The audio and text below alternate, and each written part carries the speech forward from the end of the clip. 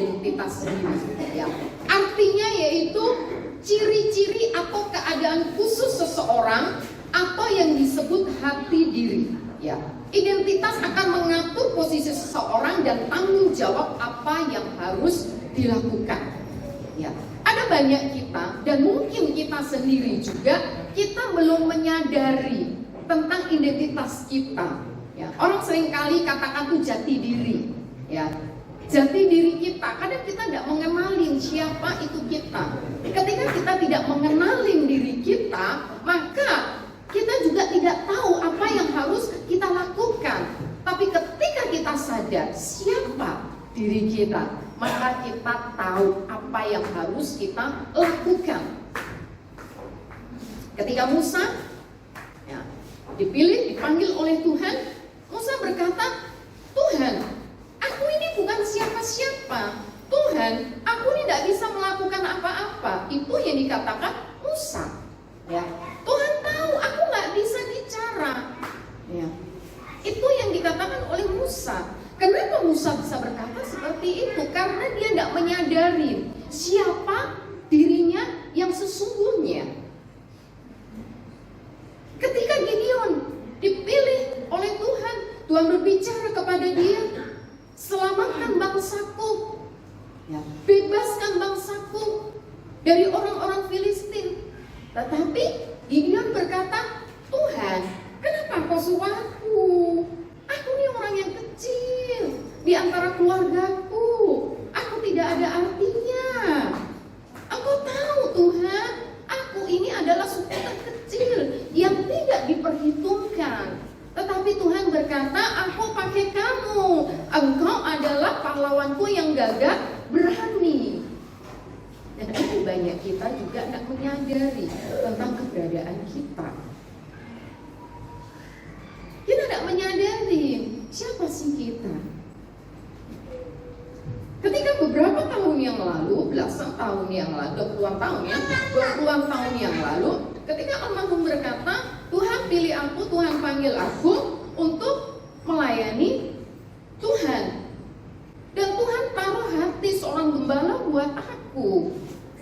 Dan dia bertanya kepada saya, siap enggak kamu jadi ibu gembala? Saya bilang, enggak. Saya bilang, saya nggak mau jadi gembala. Nah, kamu tahu jadi gembala? Saya bilang, tuntutannya banyak.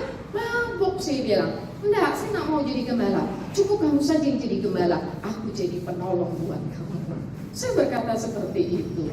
Ya. Kalau gitu kita buat kesepakatan. Sebelum menikah saya buat kesepakatan. Kamu jadi gembala, aku jadi pendidik. Tuhan taruh hati pendidik, Tuhan taruh hati pengajar buat saya.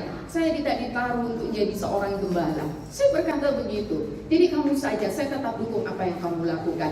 Apa yang kamu butuhkan, aku akan tolong kamu. Saya tidak menyadari hal itu. Ya. Dan saya selalu menolak untuk menjadi seorang gembala. Ya. Saya tahu tantangannya, saya tahu beban yang harus ditanggung oleh seorang gembala. Saya nggak pernah mau. Ya. Tetapi dengan sebuah keadaan, ya, saya baru sadar. Ternyata Tuhan mau. Tuhan mau untuk saya menjadi seorang gembala. Bukan tanggung-tanggung. Kalau satu tempat masih mending ya. 2 tempat. Dan tentu tantangannya semakin berat, bebannya berat. Ya. Harus berhadapan dengan jemaat. Saya adalah tipe orang yang tidak mau bergulat dengan seluruh persoalan. Saya sering kali maunya saya tinggalin aja persoalan. Tapi Tuhan tidak seperti itu. Dan ketika saya menyadari bahwa Tuhan memang pilih, Tuhan panggil saya harus sadari. Dan inilah yang disadari oleh Rasul Paulus. Dia tahu identitas dirinya, dia tahu jati dirinya yang Tuhan taruh bagi dia. Hari ini kita akan belajar, ya, siapa saja sih yang berpengaruh tentang identitas kita. Next, orang tua. Orang tua, ya, peran orang tua itu sangat besar, sehingga menjadikan siapa diri kita. Seringkali saya saksikan, saya bukan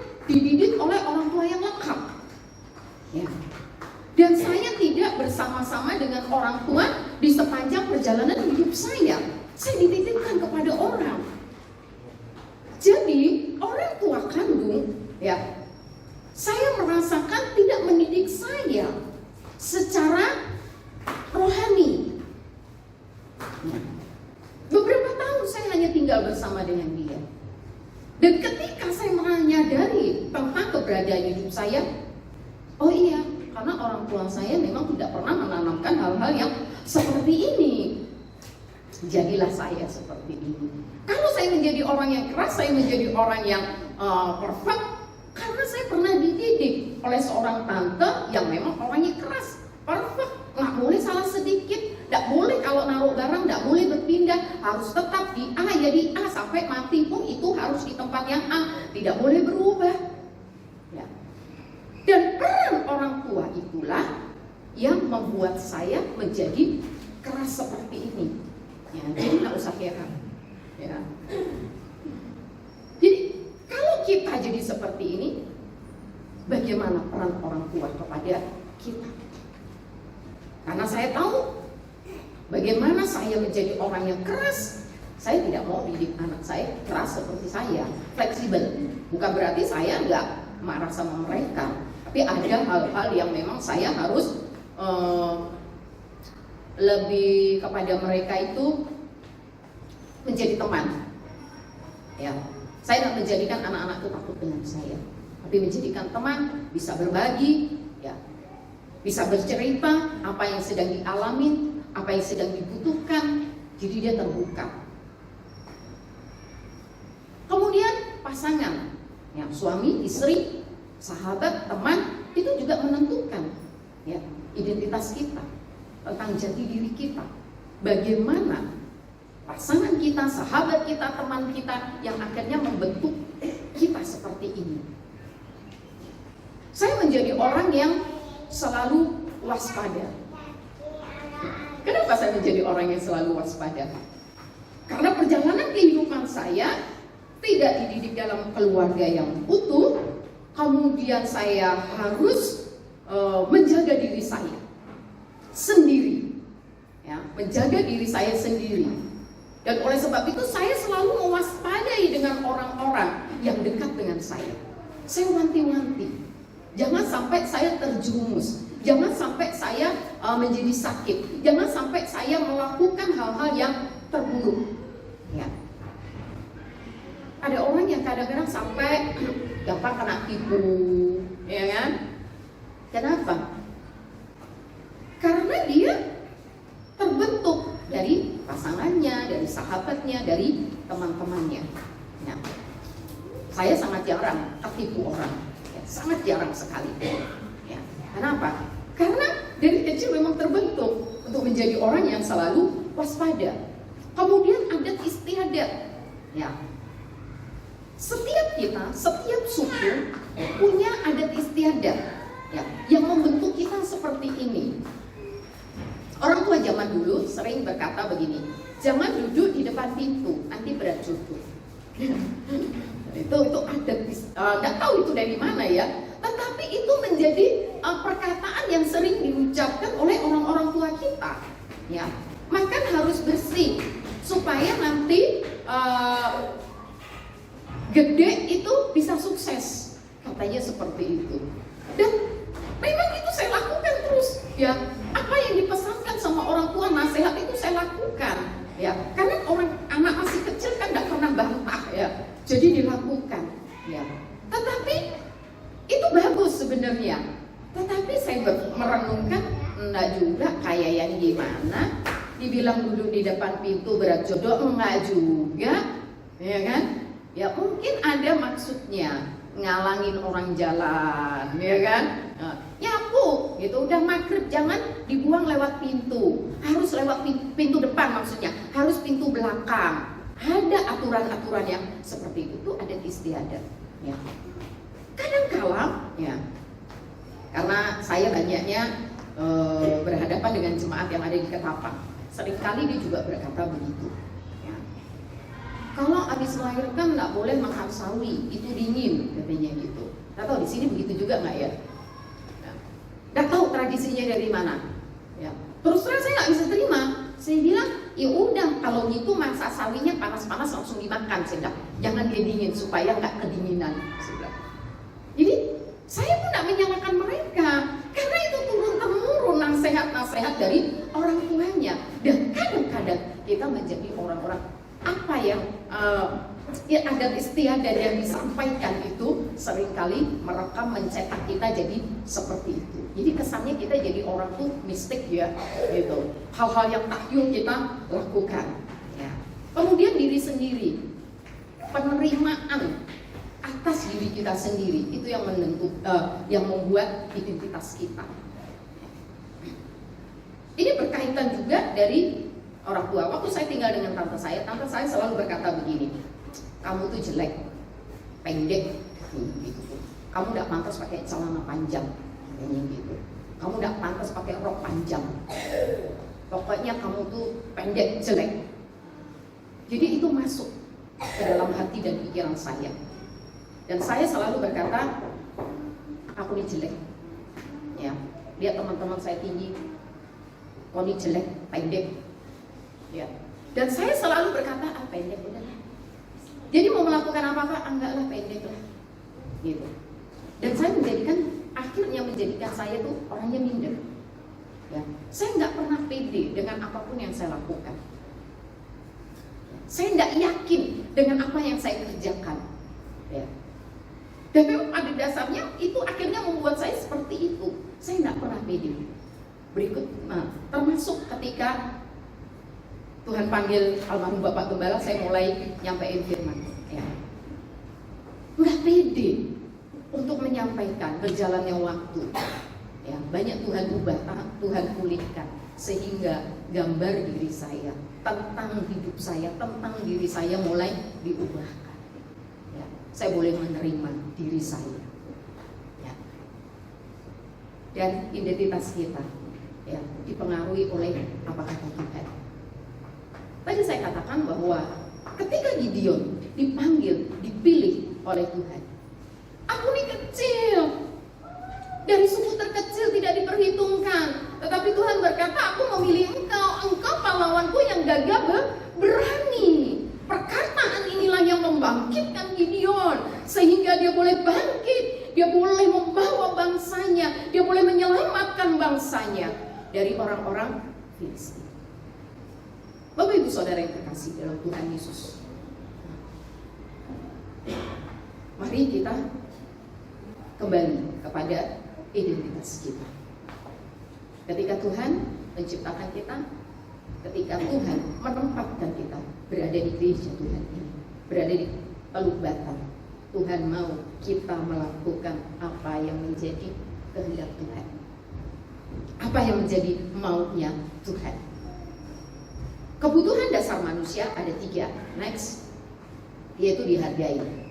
Saat kita tidak dihargai, kita akan merasa minder, kita akan merasa kecil hati, betul nggak? Iya. Saat kita nggak dihargai, kita merasa, gimana ya? Saya jadi orang tua, anak-anak nggak menghargai. Ketika kita menjadi orang tua, kita merasa bahwa kita nggak berguna, kita juga akan berkecil hati. Dan yang ketiga, dikasihi. 3 hal ini yang menjadi kebutuhan dasar dari manusia dan tidak bisa dipungkiri, tidak bisa dielak. Ya. Saat 3 hal ini tidak terpenuhi di dalam diri kita, ya, kita kehilangan identitas kita. Mari kita buka Alkitab kita dalam Amsal pasal 23 ayat yang ke-7a. Amsal 23 ayat 7a. Mari kita baca ayat ini bersama-sama. Ayatnya nggak panjang. 2, 3. Sebab seperti orang yang membuat perhitungan dalam dirinya sendiri, demikianlah ia. Firman Tuhan katakan, sebab seperti orang yang membuat perhitungan dalam dirinya sendiri. Ya. Jadi ayat ini ya, mau menyampaikan bahwa setiap kita diberikan kepercayaan untuk membuat perhitungan atas dirinya sendiri. Kalau kita baca ayat yang sebelumnya, ya, di sini disampaikan bahwa inilah keadaan manusia Bila engkau duduk makan dengan seorang pembesar, perhatikanlah baik-baik apa yang ada di depanmu. Taruhlah sebuah pisau pada lehermu bila besar nafsumu. Mengingatkan ya, bahwa setiap kita ini pasti diperhadapkan dengan sebuah kondisi ya.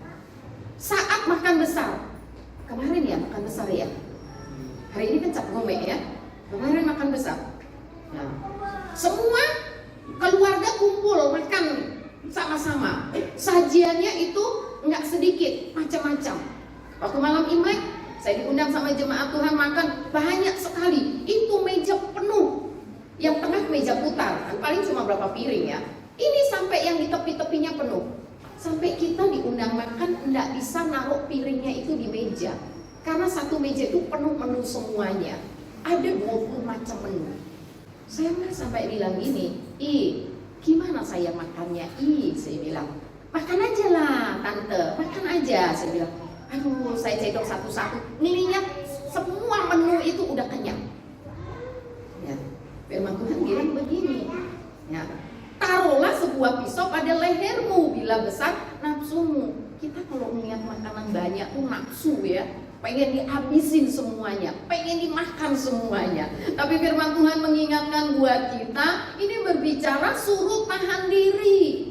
Jangan ikutin nafsu, jangan ikutin keinginan mulut kita, keinginan mata kita, keinginan telinga kita. Jangan. Dan di ayat yang ke-7 dikatakan, oleh sebab itu kita harus buat perhitungan buat diri sendiri. Artinya bahwa ketika kita punya identitas yang jelas, maka kita akan bisa membedakan mana yang harus kita lakukan, mana yang sesuai dengan kehendak Tuhan, mana yang tidak boleh kita lakukan, dan mana yang tidak sesuai dengan kehendak Tuhan. Jangan ikuti nafsu kita, keinginan kita. Semua orang tentu maunya apa yang di depan, di hadapannya itu mau disikat habis semuanya. Entah itu makanan, entah itu pekerjaan, entah itu kedudukan, ya enggak? Semua mau dilakukan. Saya kalau melakukan sesuatu kerja, saya kerjain, saya selesaiin semuanya. Biar saya nggak makan. Ya, saya pikir-pikir, kadang sampai karena nggak makan akhirnya jadi sakit. Ya, yang menyerang pertama kali itu sakit kepala. Saya kadang berpikir gini, ada yang manusia begini, kerja sampai nggak ingat untuk memelihara tubuh, harus makan, habisin waktunya untuk kerja mati-matian. Untuk kita boleh menyadari ya, apa yang harus kita lakukan, tentunya kita harus menjaga diri kita, menjaga hati kita, menjaga pikiran kita. Di dalam Efesus pasal 2 ayat 10 firman Tuhan berkata, karena kita ini adalah buatan Allah. Kita harus sadar bahwa kita diciptakan, kita dibuat oleh Allah. Ya. Ketika kita dibuat oleh Allah, di dalam Yesus Kristus, Dia mau kita melakukan pekerjaan baik. Pekerjaan apa? Pekerjaannya Bapa, bukan pekerjaan kita. Jika kita melakukan hanya untuk mengikuti keinginan diri kita sendiri, maka kita belum memenuhi apa yang menjadi kehendak Tuhan. Dan kita harus sadar bahwa manusia diciptakan bukan untuk menghabiskan, menikmati saja apa yang ada di dunia ini. Tapi Tuhan mau agar kita melakukan apa yang menjadi kerjaannya Tuhan. Pekerjaan Tuhan banyak. Pekerjaan Tuhan banyak ketika ada di dunia ini, yaitu menyelamatkan orang-orang yang berdosa, menyelamatkan orang-orang yang terhilang. Ini adalah pekerjaannya Tuhan. Sehingga Tuhan Yesus turun sendiri ke dalam dunia untuk menyelamatkan manusia. Dan ketika kita sadar akan panggilan Tuhan atas hidup kita, maka kita juga akan melakukan pekerjaannya Tuhan. Ketika kita sadar tentang identitas kita ketika kita ada di bumi, ya, maka kita harus taat. Next, kita harus taat. Kita menjadi seorang hamba. Hambanya siapa? Hambanya Tuhan, bukan hamba dunia, bukan hamba daging, ya, yang kita mau turutin. Tapi yang kita harus turutin, yang harus kita taati adalah kehendak Tuhan. Paulus memperkenalkan dirinya, ya. Dia berkata bahwa aku ini adalah seorang hamba, seorang budak. Ya. Roma 6 ayat 22, firman Tuhan berkata, tetapi sekarang setelah kamu dimerdekakan dari dosa dan setelah kamu menjadi hamba Allah, kamu beroleh buah yang membawa kamu dalam pengudusan, dan sebagai kesudahannya ialah hidup yang kekal. Rasul Paulus sadar, ya, bahwa ketika dia mengalami perjumpaan dengan Tuhan, dia bukan lagi hamba dunia, tapi dia adalah hambanya Allah. Termasuk dengan kita. Kita ada di tempat ini, itu karena kita adalah hambanya Allah. Dan Tuhan mau kita melakukan apa yang Tuhan lakukan juga. Kita harus menyadari hal ini.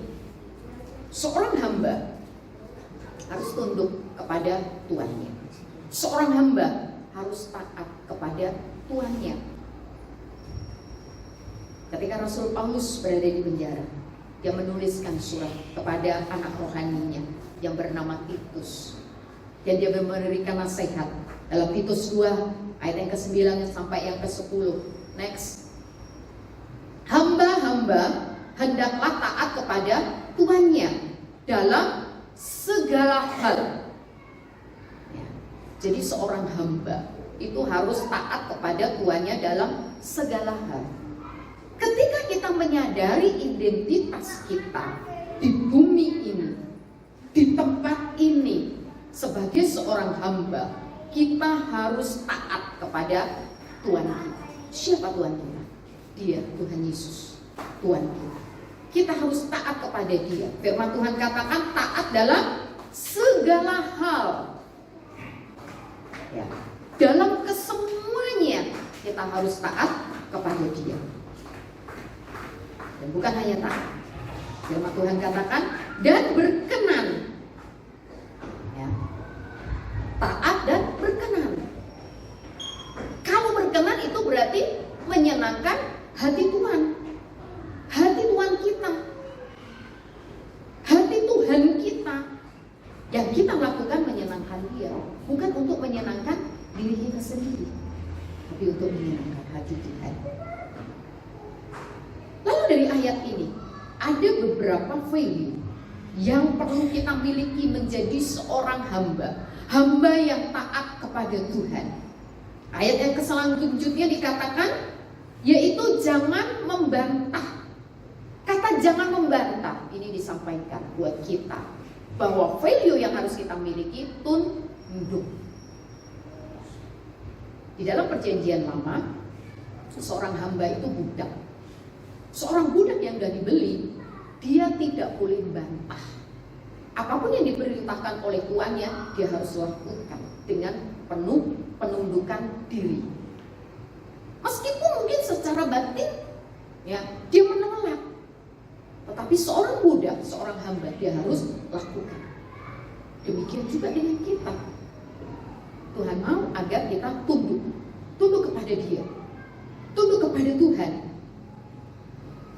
Jika kita sadar bahwa diri kita adalah seorang hamba, saya berharap kita semua yang ada di sini menyadari diri kita seorang hamba, bukan seorang tuan, tapi seorang hamba. Dan Tuhan kita adalah Tuhan Yesus. Ayat yang selanjutnya dikatakan jangan curang. Ya. Jadi nilai yang harus kita miliki tidak curang. Tidak curang, culas, licik. Ya. Kita jadi hamba licik apa enggak? Sering kali ngakalin orang enggak? Nah, kita harus sadarin ini. Tuhan mau supaya kita tidak curang. Yang berdagang, yang melayani, ada enggak hal-hal yang membuat kita itu pengen ngakalin orang? Bisa kalau pedagang itu di pasar ya, saya pernah temukan waktu nimbang, timbangannya ini bisa kurang 1 on, 2 on. Ya. Pernah saya beli ayam 1 kilo itu hanya dapat berapa potong saja. Sampai rumah saya timbang, kurang 4 on. Saya balik lagi ke pasar, saya bawa almarhum. Ayo Pak, kita ke pasar, kita balik lagi. Saya bilang, saya beli ayam kurangnya 4 on. Jadi belum sampai ke pedagangnya udah nyamperin kami berdua. Maaf, langsung diambil, masukin ke kantong. Udah, nggak usah ada persoalan. Pulang kakak sama abang, katanya gitu. Suruh pulang.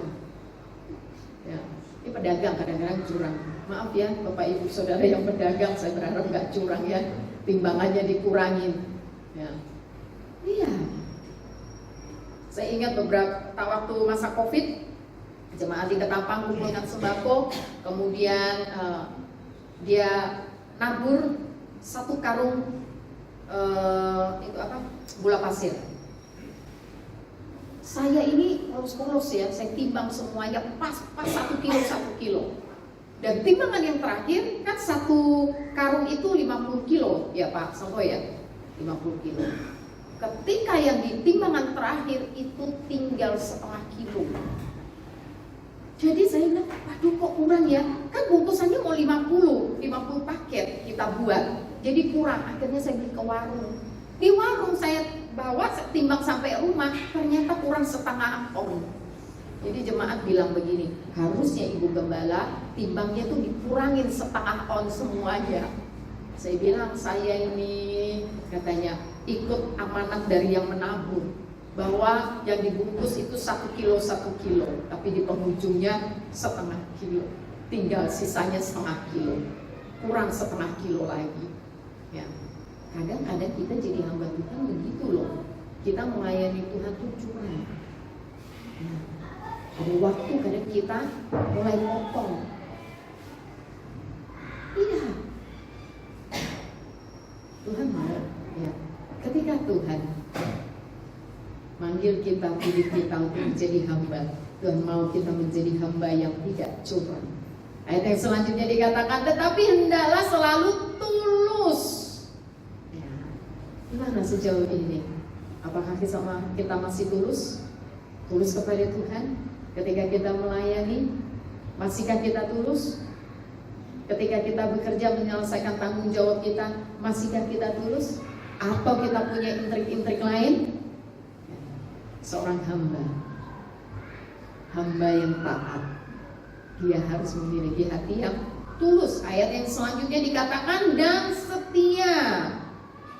Ya, orang yang tulus itu pasti ada kaitannya, dia juga setia. Kenapa? Orang yang tulus tuh artinya tuh polos, murni. Dia akan sampaikan itu apa adanya dan dia akan menjadi orang yang setia.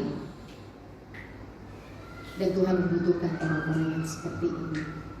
Mungkin kita yang ada di tempat ini tidak semuanya terlibat pelayanan, tapi ketika engkau ada di rumahmu, engkau juga melayani.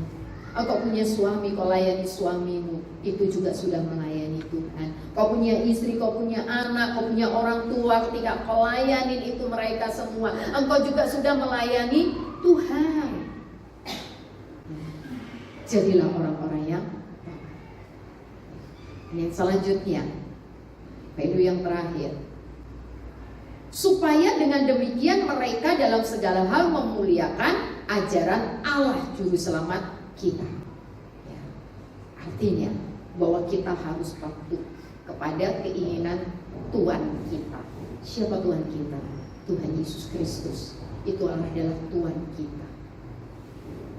Rasul Paulus mengingatkan kepada anak rohaninya Titus, ya, agar dia boleh menjadi hamba yang taat kepada Tuhannya. Ketika Titus melayani, banyak tantangannya, tapi diingatkan, Titus anak rohaniku, tetaplah engkau taat, karena yang kau layani bukan manusia, yang kau layani adalah Tuhan. Tuhan merindukan kita juga, ya, menyadari bahwa kita juga seorang hamba yang dipilih, hamba yang ditetapkan oleh Tuhan. Mari layani Tuhan, mari pakai hidupmu bagi Tuhan, layani Tuhan dengan penuh ketaatan. Jangan banyak bantah sama Tuhan. Apa yang Tuhan ingin engkau lakukan. Mungkin hati kita berontak, mungkin hati kita menolak. Tapi seorang budak, seorang hamba gak boleh nolak. Kenapa? Karena seorang budak sudah dibeli oleh tuannya, dan kita sudah dibeli oleh Kristus. Amin. Firman Tuhan katakan apa? Kamu sudah dibeli dan hargamu sudah lunas dibayar. Dengan kematian Kristus di kayu salib, kita sudah dibayar lunas. Enggak kredit lagi kita. Saat Tuhan sudah bayar kita dengan lunas, yang Tuhan mau hanya taat kepada Dia. Amin. Mari kita datang kepada Tuhan. Next, yang selanjutnya, sadarilah identitas kita, bahwa kita adalah seorang hamba. Seorang hamba harus taat kepada Tuhannya. Mari kita taat serta melakukan apa yang menjadi kehendak Tuhan, bukan kehendak kita. Ingat, jangan lakukan sesuai dengan kehendak kita, tapi lakukan sesuai kehendak Tuhan. Selamat Bapak Ibu Saudara dalam perjuangan. Jangan pernah menyerah dalam perjuangan ini. Jangan pernah menyerah dengan perjalanan hidup yang Tuhan berikan buat kita. Sampai akhir hidup kita tetap taat dan setia kepada Tuhan. Amin. Amin. Mari kita datang kepada Tuhan.